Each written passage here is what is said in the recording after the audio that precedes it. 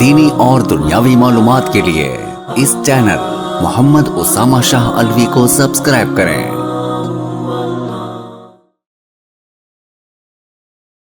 نحمده ونصلي على رسوله الكريم اما بعد فاعوذ باللہ من الشیطان الرجیم بسم اللہ الرحمن الرحیم قولوا لا الہ الا اللہ تفلحون، تم سب کہو کہ اللہ کے سوا کوئی معبود نہیں ہے، کامیاب ہو جاؤ گے۔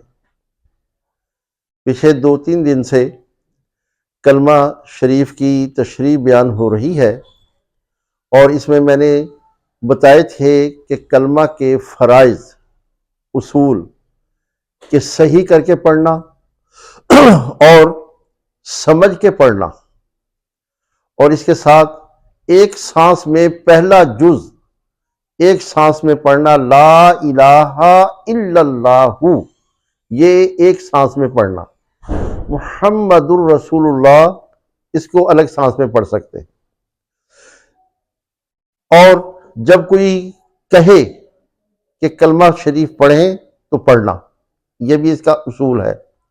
اور جو کلمہ کفر بکے، کوئی آدمی اسلام کے خلاف بات کرتا ہے، قرآن کے خلاف بات کرتا ہے، نبی رحمت خاتم النبیین صلی اللہ علیہ وسلم کی گستاخی کرتا ہے، اللہ کی شان میں کوئی گستاخی کرتا ہے، یعنی کوئی کلمہ کفر بکے، تو وہاں جو ہے کلمہ شریف پڑھنا، کلمہ طیبہ پڑھنا یہ لازم ہو جاتا ہے، ضروری ہو جاتا ہے۔ تو میں نے پہلا اصول کہ کلمہ صحیح کر کے پڑھنا، اس پہ بھی بات ہو گئی ہے، اور سمجھ کے پڑھنا، اس پہ 2-3 دن سے بات ہو رہی ہے کہ سمجھ کے پڑھنا۔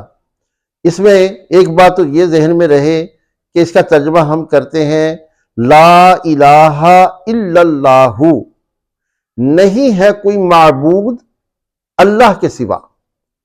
یہ جو ہے نہیں ہے کوئی معبود، معبود جو ہے کسے کہتے ہیں؟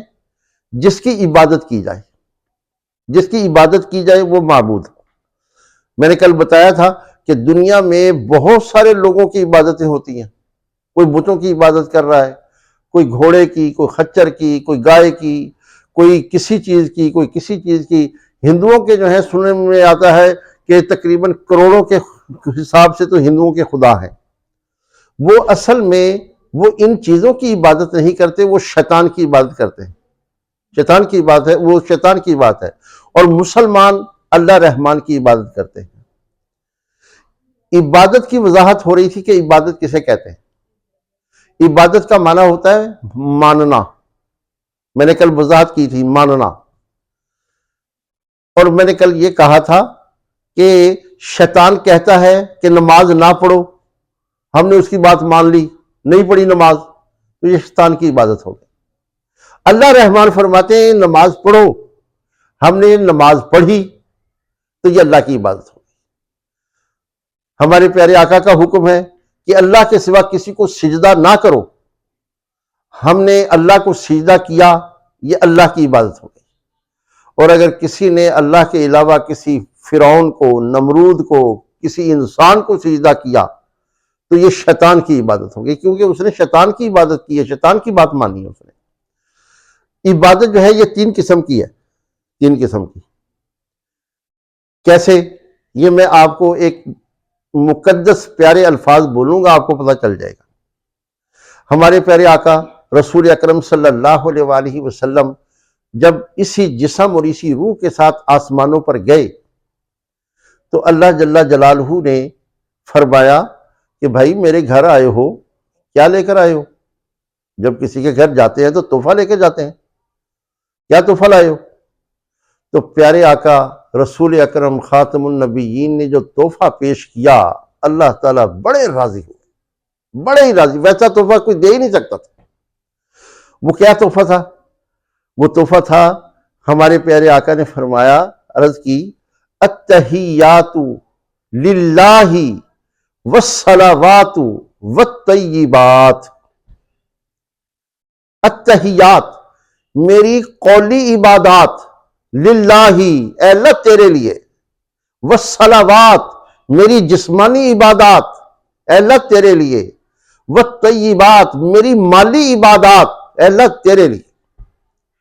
بہت بڑی بات اللہ تعالیٰ شانہ نے، پیارے آقا نے ہمیں سمجھا دی کہ 3 قسم کی یہ عبادت ہے، زبان سے ادا ہوتی ہے، جسم سے ادا ہوتی ہے اور مال سے ادا ہوتی ہے۔ یہ تینوں قسم کی عبادات آپ دیکھ لیں، ذرا بھی دیکھ لیں کہ ہم ان تینوں چیزوں کے اندر ہی گھومتے ہیں، اللہ کی عبادت کرتے ہیں۔ یہ تینوں قسم کی عبادات اللہ کے لیے، اللہ تعالیٰ کا ذکر کرنا، قرآن پاک پڑھنا، نماز پڑھنا، نماز میں زبان استعمال ہوتی ہے، یہ قولی عبادت ہوگی، یہ قولی عبادت ہوگی۔ جسمانی عبادت، نماز جسم استعمال ہوتا ہے، حج اس میں جسم استعمال ہوتا ہے، زبان استعمال ہوتی ہے، یہ قولی عبادات بھی ہیں اور جسمانی عبادات بھی ہیں اور مالی عبادات بھی ہیں۔ نماز جو ہے یہ مالی عبادت، اس پہ پیسے خرچ ہوتے ہیں۔ جسم پہ جو کپڑے پہنتے ہیں، کپڑے پہننا فرض ہے تو یہ اس پہ پیسے خرچ ہوتے ہیں۔ حج اس پہ پیسے خرچ ہوتے ہیں، یہ مالی عبادت بھی ہے۔ لیکن اگر کوئی آدمی خاص طور پہ اللہ تعالیٰ کی تسبیح بیان کرنا چاہتا ہے، سبحان اللہ، الحمدللہ، اللہ اکبر، تو یہ تسبیح بھی اللہ کے لیے ہی کرنی ہے۔ اس زبان سے کسی اور کی تسبیح اس زبان سے ادا نہ ہو۔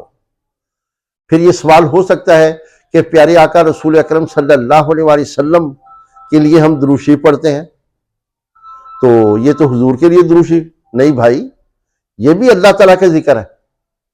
درود شریف بھی اللہ تعالیٰ کا ذکر ہے۔ درود شریف میں ہم کیا کرتے ہیں؟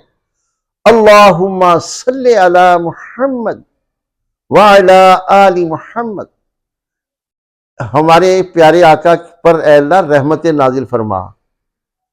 کس سے کہہ رہے ہیں؟ اللہ تعالیٰ سے۔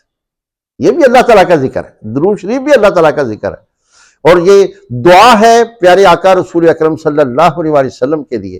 تو اللہ کے علاوہ اگر مثال کے طور پہ اگر کوئی آدمی کسی کا مثال کے، اور ہمارے ساتھ یہ پیش آتا رہتا ہے، ہمیں لوگ بتاتے رہتے ہیں کہ جی میرا پیر ہے سی نتھو شاہ، تو میں اندر کول گیا تو انہیں جنا مینوں کہا کہ نتھو شاہ یہ تسبیح کر 100 دفعہ پڑھ تو صحیح ہو جائے گا۔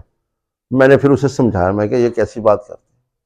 اللہ کا نام لو، اللہ کا نام لو، اللہ تعالیٰ تسبیح، اللہ کے نام کی تسبیح کرو گے تو پھر جو ہے وہ عبادت ہوگی۔ اگر کسی اور کے نام کی تم نے تسبیح کی تو یہ غلط ہو جائے گا۔ تو اس لیے عبادت جو ہے وہ قول سے ہو، جسم سے ہو، مال سے ہو، یہ اللہ کے لیے ہے۔ اس کی مزید تشریح انشاءاللہ کل کروں گا۔ اللہ تعالی ہم سب کو عمل کی توفیق نصیب فرمائے۔ وآخر دعوانا الحمدللہ رب العالمین۔